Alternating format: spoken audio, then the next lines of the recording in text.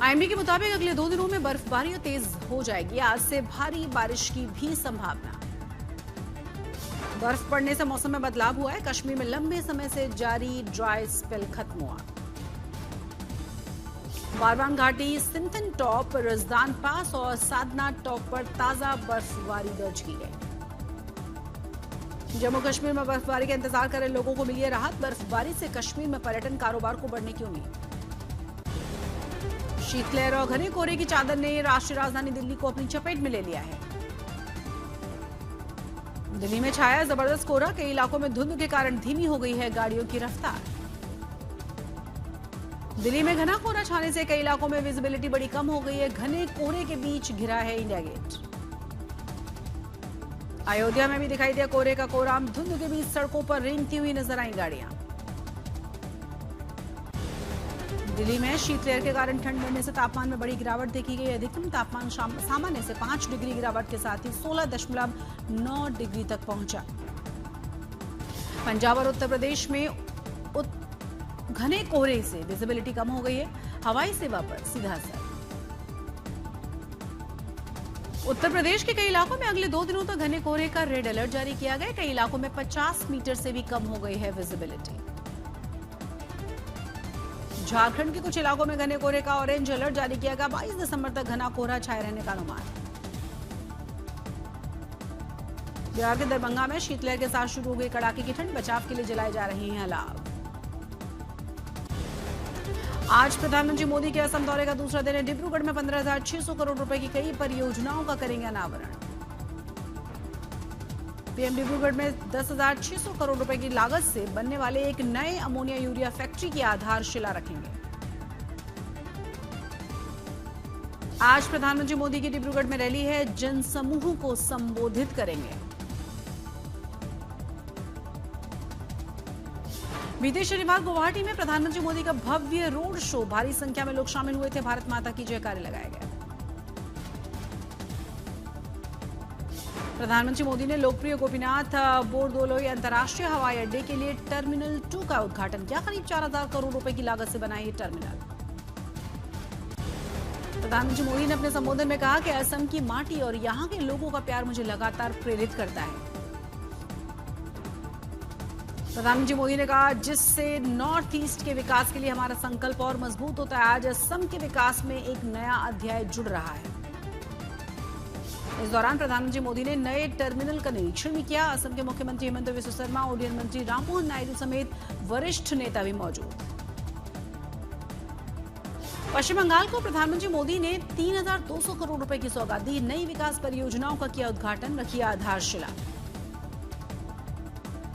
खराब मौसम के कारण नदियों में लैंड नहीं कर सका प्रधानमंत्री मोदी का नादिया में हेलीकॉप्टर लैंड नहीं कर पाया। वर्चुअल रैली के जरिए लोगों के साथ जुड़े पीएम। नादिया की वर्चुअल रैली में प्रधानमंत्री मोदी का सीएम ममता बनर्जी पर हमला। कहा, बंगाल में महाजंगल राज में कट का मिशन। बीजेपी के राष्ट्रीय कार्यकारी अध्यक्ष नितिन नवीन चेन्नई दौरे पर। बीजेपी की तमिलनाडु इकाई ने किया चेन्नई में भव्य स्वागत। बीजेपी नेता और मंत्री कैलाश विजयवर्गीय ने चुनावी घोषणाओं पर बयान भी दिया। कहा, ऐसी घोषणाओं से राज्यों के बजट पर असर। केंद्र करे मदद। राहुल गांधी की जर्मनी दौरे पर बीजेपी का हमला। पोस्टर जारी किया गया। प्रवक्ता गौरव भाटिया बोले, फिर भारत विरोधी के करीब पहुंचे। सोनिया गांधी का मोदी सरकार पर हमला। कहा, मनरेगा पर बुलडोजर चलाकर गरीबों के अधिकारों को कमजोर किया जा रहा है। कांग्रेस का बीजेपी पर हमला। मनरेगा खत्म, मोदी सरकार के गरीबों का हक कानूनी तरीके से छीना गया। दलित आदिवासी महिलाओं पर हमला है।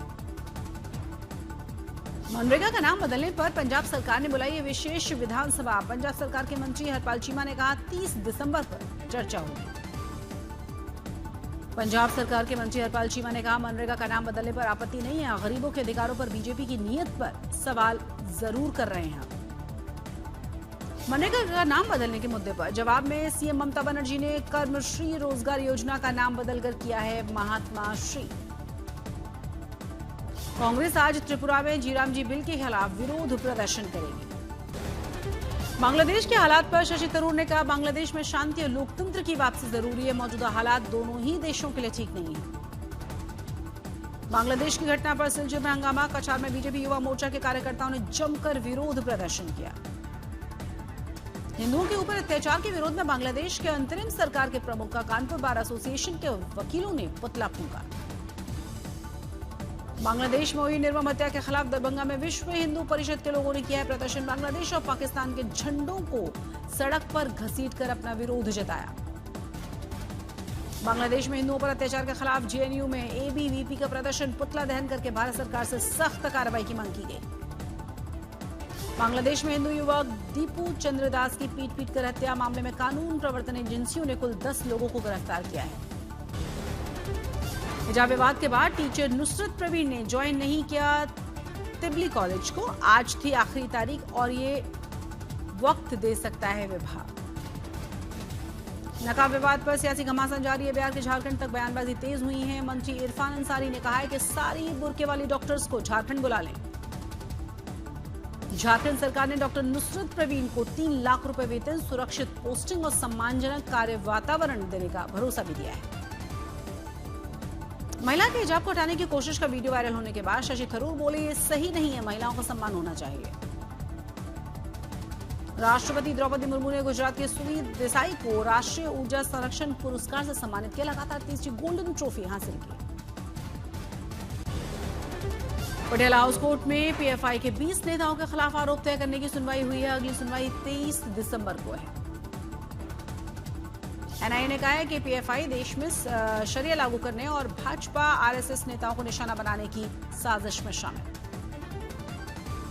एसबीआई ने रिश्वतखोरी के एक मामले में लेफ्टिनेंट कर्नल दीपक कुमार को और एक अन्य व्यक्ति विनोद कुमार को गिरफ्तार कर लिया है। जम्मू कश्मीर के मुख्यमंत्री उमर अब्दुल्ला ने वंदे भारत ट्रेन से सफर किया। बर्फबारी के सीजन में पर्यटकों के साथ लुत्फ लेते नजर आए। भोपाल में आम लोगों के लिए शुरू होगी पहली मेट्रो ट्रेन सेवा। प्रदूषण मुक्त और आरामदायक सफर के लिए और समय बचाने वाली काम करेगी। उत्तर प्रदेश में आज बीजेपी के एसआईआर को लेकर गांधी प्रतिष्ठान में बड़ी कार्यशाला है। बैठक में सीएम योगी भी शामिल होंगे। प्रदेश में पंकज चौधरी, दोनों ही डिप्टी सीएम सहित विधायक, सांसद और सभी बीएलए बुलाए गए हैं। एसआईआर के काम की समीक्षा होगी। मतदाता सूची से नाम कटने की जांच और कोई मतदाता न छूटे, इसी रणनीति पर दिशा निर्देश भी दिए जाएंगे। मुंबई में अभिनेत्री नोरा फतेही के कार और ट्रक की टक्कर हुई। मामूली सी प्राथमिक इलाज के बाद सुरक्षित उन्हें बचाया गया। नशे में धुत ट्रक ड्राइवर ने टक्कर मारी थी, गिरफ्तार किया गया। अक्षय पटेल बनाए गए हैं उप कप्तान। शुभम गिल को वर्ल्ड कप टीम से बाहर किया गया। अभिषेक शर्मा, संजू सैमसन, तिलक वर्मा, हार्दिक पांड्या, शिवम दुबे, रिंकू सिंह, जसप्रीत बुमराह, कुलदीप यादव, वॉशिंगटन सुंदर को जगह मिली। 7 फरवरी से शुरू होगा टी20 वर्ल्ड कप। 8 मार्च को खेला जाएगा फाइनल। टी20 वर्ल्ड कप का टूर्नामेंट कुल 20 टीमें इसमें हिस्सा लेंगी। 30 दिन में खेले जाएंगे कुल 55 मैच। न्यूजीलैंड की टीम भारत के साथ 3 मैचों की वनडे सीरीज और 5 मैचों की टी20 सीरीज भी खेलेगी। वनडे सीरीज का आगाज 11 जनवरी से, जबकि टी20 सीरीज का आगाज होगा 21 जनवरी से। न्यूजीलैंड के खिलाफ टी20 सीरीज काफी अहम है। टीम इंडिया के पास टी20 वर्ल्ड कप की तैयारियों के लिए सीरीज ये आखिरी मौका। अंडर 19 क्रिकेट एशिया कप के फाइनल में होगी भारत पाकिस्तान की टक्कर। आज दुबई में खेला जाएगा महामुकाबला। सूरत में एक लकड़ी के गोदाम में भीषण आग लगी। हाहाकार मचा। 15 दमकल की गाड़ियों ने मौके पर पहुंचकर काबू पाया। किसी के हताहत होने की खबर नहीं। केरल के कन्नूर में एक प्लास्टिक की फैक्ट्री में भीषण आग लगी। कड़ी मशक्कत के बाद इस पर काबू पाया जा सका। बिहार के आजीपुर में झोपड़ी में लग गई थी भयावह आग। इलाके में हड़कंप मचा। कई गरीब परिवारों के घर एक साथ जलकर खाक हुए। दिल्ली में भगवान कृष्ण की फोटो लगे प्लेट में अंडा परोसने से बवाल हुआ। स्थानीय लोगों ने जमकर हंगामा किया। जम्मू में सड़क हादसे में 35 स्कूली बच्चे घायल हुए। पिकनिक से लौट रही थी बस डिवाइडर से टकराकर पलट गई। मुंगेर में लकड़ी तस्करी रोकने गई वन विभाग की टीम पर पथराव किया गया। 4 वनकर्मी हुए घायल। वाहन को क्षतिग्रस्त किया गया। आंध्र प्रदेश के युवक के ट्विटर पर युवती ने फेस कवर न्यूड क्लिप दिखाकर ब्लैकमेलिंग की कोशिश की। युवक से लाखों रुपए ठगे।